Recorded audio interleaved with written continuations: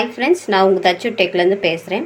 இன்றைக்கி நம்ம இந்த வீடியோவில் என்ன பார்க்க போகிறோம்னா, அஞ்சரை பெட்டி ஆர்கனைசேஷன், அதாவது அஞ்சரை பெட்டி நிரப்புவது எப்படின்ட்டு இன்றைக்கி பார்க்க போகிறோம். வாங்க வீடியோக்குள்ளே போகலாம். இதுதான் என்னோடய அஞ்சரை பெட்டி. இது வந்து பழசு. இதை வந்து நான் ஏற்கனவே யூஸ் பண்ணியிருக்கேன். இன்றைக்கி இதை வந்து எப்படி நிரப்புறதுன்ட்டு பார்ப்போம். இதே வந்து நீங்கள் புதுசாக வாங்கி யூஸ் பண்ணுறீங்கன்னா என்றைக்கு நிரப்பணும்னு பார்த்தீங்கன்னா, புதுசுன்றப்போ நீங்கள் வந்து ஒரு வெள்ளிக்கிழமையோ இல்லை பௌர்ணமி நாள்லையோ அந்த அஞ்சரை பெட்டியை நீங்கள் வாங்கி நிரப்பி யூஸ் பண்ண ஆரம்பிக்கலாம். இது வந்து எனக்கு எங்கள் அம்மா வீட்டில் கல்யாணம் அப்போ கொடுத்த அஞ்சரை பெட்டி. இது நான் ரொம்ப நாளாக யூஸ் பண்ணிகிட்ருக்கேன். நான் இந்த வீடியோக்காக க்ளீன் பண்ணி உங்களுக்கு எப்படி நிரப்புறதுன்ட்டு இன்றைக்கி நான் உங்களுக்கு காட்ட போகிறேன். வாங்க நிரப்ப ஆரம்பிச்சிடலாம். எனக்கு பார்த்திங்கன்னா இது வந்து எவர் சில்வர் அஞ்சரை பெட்டி. இது வந்து பார்த்திங்கன்னா எனக்கு 7 கப்பு வருது. கூட 2 டீஸ்பூனும் கொடுத்துருக்காங்க. ஸ்பூன் மாதிரி. அதுக்கப்புறம் 7 கப்பு கூடவே ஒரு மூடி வருது. இது கூட மூடி, இதுக்கப்புறம் இந்த பிளேட்டு மூடி இந்த மாதிரி கொடுத்துருக்காங்க. இப்போ இதை நிரப்ப ஆரம்பிச்சிடலாம். என்னென்ன பொருட்கள் நிரப்பணுன்றதை பார்ப்போம். எப்போவுமே அஞ்சரை பெட்டியில் நடுவில் எப்போவுமே சோம்பை இந்த மாதிரி நிரப்பி அந்த கப்பில் நிரப்பி வச்சுருக்கேன். நடுவில் எப்போவுமே சோம்பு தான் வைக்கணும். அதுக்கப்புறம் மற்ற பொருட்கள் நீங்கள் என்ன ஆர்டர் வேணாலும் நீங்கள் வந்து அடுக்கி வச்சுக்கலாம். ஆனால் நடுவில் வந்து எப்போவுமே சோம்பை வைக்கணும். வாங்க மற்ற பொருளையும் நிரப்பி உங்களுக்கு காட்டுறேன். இப்போது அஞ்சரை பெட்டியில் சோம்பு நடுவில் நிரப்ப சொல்லியிருந்தேன். அதுவும் இல்லாமல் உளுத்தம்பருப்பு, வெந்தயம், கடுகு, உளுத்தம்பருப்போடு சேர்த்து மிளகு, அதுக்கப்புறம் கடலைப்பருப்பு. இது ஏன் காலியாக வச்சுருக்கேன்னா, இதில் வந்து 2 கிராம்பு,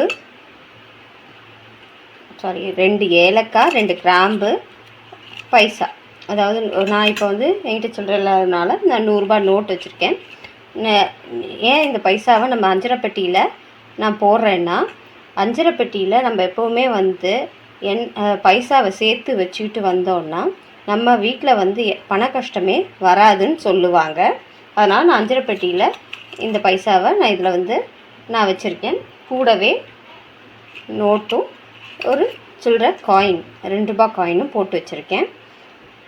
எனக்கு வந்து இதில் 7 கப்பு இருக்கிறதுனால இதை நான் தனியாக வந்து நான் இதில் வச்சு நான் உங்களுக்கு எப்படி அஞ்சரை பெட்டி அடுக்கிறது 7 சாமான் எப்படி அடுக்கிறதுன்னு நான் காட்டியிருக்கேன். இதே வந்து சில பேருக்கு வந்து அஞ்சரை பெட்டி பாக்ஸ் வந்து 5 கப்பு வச்சு தான் வரும். அந்த மாதிரி இருக்கும்போது நீங்கள் என்ன பண்ணலாம், இந்த சோம்பு மேலேயே பைசாவை வச்சு கூடவே 2 ஏலக்காய், 2 கிராம்பு வச்சு நீங்கள் இந்த மாதிரி வச்சு யூஸ் பண்ணிட்டு வந்தீங்கன்னா வீட்டில் எப்போவுமே உங்களுக்கு வந்து பண கஷ்டமே வராது. நீங்கள் இந்த மாதிரி யூஸ் பண்ணிட்டு வரலாம். எனக்கு இந்த மாதிரி இடம் இருக்கிறதுனால நான் இதில் இப்படி போடுறேன். பார்த்தீங்கன்னா 2 கிராம்பும் ஏலக்காய். இந்த கிராம்புக்கும் ஏலக்காய்க்கும் வாசனையாக இழுக்கிற சக்தி உண்டு. வாசனையான பொருள் அது. காசு நம்ம அதில் வச்சோன்னா நம்ம வீட்டில் வந்து காசு வந்து சேர்ந்துக்கிட்டே இருக்குன்ற ஒரு நம்பிக்கை. அந்த காலத்துலலாம் பார்த்திங்கன்னா நம்மளோட அம்மா பாட்டிங்கெல்லாம் வந்து பார்த்திங்கன்னா அஞ்சரை பெட்டியில் தான் பைசாவை சேர்த்து வைப்பாங்க. இப்போ தான் நம்ம வந்து பர்ஸில் சேர்த்து வைக்கிறோம். அந்த காலத்தில் எல்லாருமே வந்து மளிகை பொருள் வைக்கிற இடத்துல அஞ்சரை பெட்டி இல்லை ஒரு மளிகை சாமான் பொருள்லையோ பைசாவை சேர்த்து வச்சுட்டு வருவாங்க. அவங்களுக்கு வந்து பார்த்திங்கன்னா ஒரு இக்கட்டான சூழ்நிலையில் அந்த பைசா வந்து உதவும். அந்த மாதிரி இந்த மாதிரி அஞ்சரை பெட்டியில் நம்ம இந்த மாதிரி பைசாவை போட்டு சேர்த்து வச்சுட்டு வந்தோம்னா வீட்டில் வந்து பண கஷ்டமே வராதுன்னு சொல்லுவாங்க. இப்போ நம்ம சோம்பு நடுவில் வச்சுட்டோம். வெந்தயம், உளுந்து, கடுகு, உளுந்தோடு சேர்த்து மிளகு, அப்புறம் கடலைப்பருப்பு. இதுதான் வந்து நான் அஞ்சரை பெட்டியில் ஆர்கனைசேஷனில் நான் இந்த மாதிரி தான் வைப்பேன்.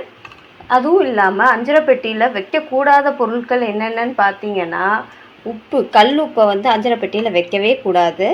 ஏன்னா கல்லுப்புக்கு வந்து நெகட்டிவ் எனர்ஜியை இழுக்கிற சக்தி உண்டு. அது நம்ம இந்த பாக்ஸில் வச்சோன்னா அது வந்து நல்லது இல்லைன்னு சொல்லுவாங்க. கூடவே கருப்பு எள்ளு, அது வந்து அதையும் வந்து வைக்கக்கூடாதுன்னு சொல்லுவாங்க. இது ரெண்டும் வைக்கக்கூடாத பொருட்கள் அஞ்சரை பெட்டியில். இப்போ நான் வச்சுருக்க பொருள்லாம் பார்த்தீங்கன்னா தெரியும். இந்த ஆர்டர்லேயே நான் வச்சுருக்கேன்.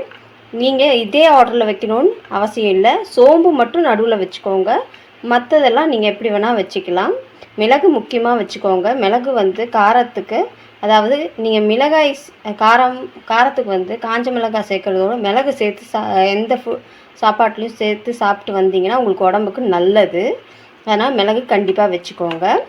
அப்புறமா வந்து இன்னொரு விஷயம் என்னென்னு பார்த்தீங்கன்னா, கண்டிப்பாக இந்த பைசாவை வந்து இந்த மாதிரி சேர்த்து வச்சுட்டு வந்தீங்கன்னா உங்களுக்கும் இந்த மாதிரி பைசாவை நீங்களும் அஞ்சரை பெட்டியில் வச்சுட்டு வந்தீங்கன்னா உங்களுக்கும் பண கஷ்டமே வராது.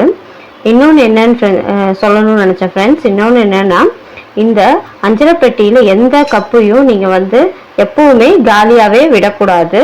ஒன்று காலியாகிடுச்சுன்னா உடனே வந்து அதை நிரப்பிடணும். இப்போ கடுகு காலியாகிடுச்சுன்னா உடனே வந்து கடுகு வாங்கி நீங்கள் நிரப்பி வச்சுக்கோங்க. எப்போவுமே அஞ்சரை பெட்டியை காலியாகவே வச்சுக்காதீங்க. காலியாக வச்சிங்க வீட்டில் பொருள் தங்காதுன்னு சொல்லுவாங்க. அதனால் எப்போவுமே அஞ்சரை பெட்டி மட்டும் நிரம்பியே இருக்கிற மாதிரி பார்த்துக்கோங்க. அதே மாதிரி அஞ்சரை பெட்டியில் இந்த மணி, அதாவது பைசாவை இந்த மாதிரி வச்சு நீங்களும் வச்சு நீங்கள் அஞ்சரை பெட்டியில் வச்சுட்டு வந்தீங்கன்னா வீட்டில் வந்து பைசா வந்து சேரும்னு சொல்லுவாங்க. நான் இந்த விஷயத்த உங்களுக்கு இன்றைக்கி சொல்லணும்னு நினச்சேன். இதுதான் என்னோட அஞ்சரை பெட்டி ஆர்கனைசேஷன். உங்களுக்கு இந்த வீடியோ பிடிச்சிருக்கும்னு நினைக்கிறேன். எப்படி ஆர்கனைஸ் பண்ணுறதுன்னு சொல்லியிருக்கேன்.